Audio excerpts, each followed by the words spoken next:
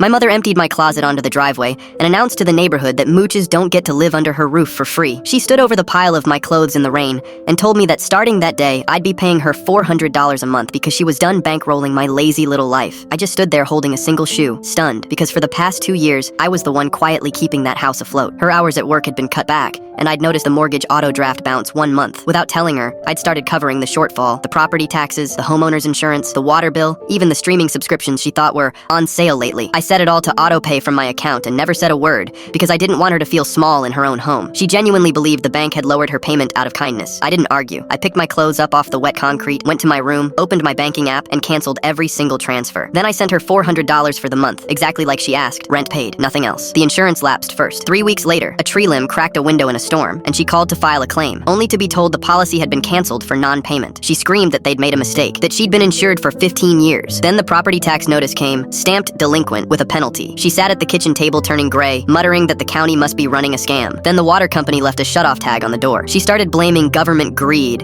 and telling the neighbors everything had just gotten so expensive overnight. Every time I opened my mouth to explain, she cut me off. Oh, now you want to be useful after we finally made you pull your weight. So I stopped explaining. I paid my $400 on the 1st of every month, on time, and I slept just fine. Then my grandfather's retirement party landed at our house. The whole family packed in. Aunts, uncles, cousins, folding chairs borrowed from a neighbor. Halfway through, my mother started loudly complaining that the utility companies were robbing honest people blind, that her insurance had canceled itself out of nowhere, that nothing made sense anymore. My aunt frowned. Canceled itself? Mine renews automatically. Your kid set that up for me 2 winters ago. The room shifted. Then my uncle chimed in that I'd caught a double billing error on his mortgage escrow that got him $1,100 back. My cousin said I handled her grandmother's bills too, consolidated everything, saved her almost $100 a month. My grandfather, at the head of the table, looked over his glasses at my mother and asked, plainly, what she meant her insurance had canceled itself when I apparently managed half the family's paperwork. My mother laughed, nervous, and said I'd never lifted a finger for her, that I'd been living there rent-free until she finally put her foot down, and that's when my uncle said the sentence that ended it. Rent-free? She told me last spring she covers your mortgage shortfall and your insurance.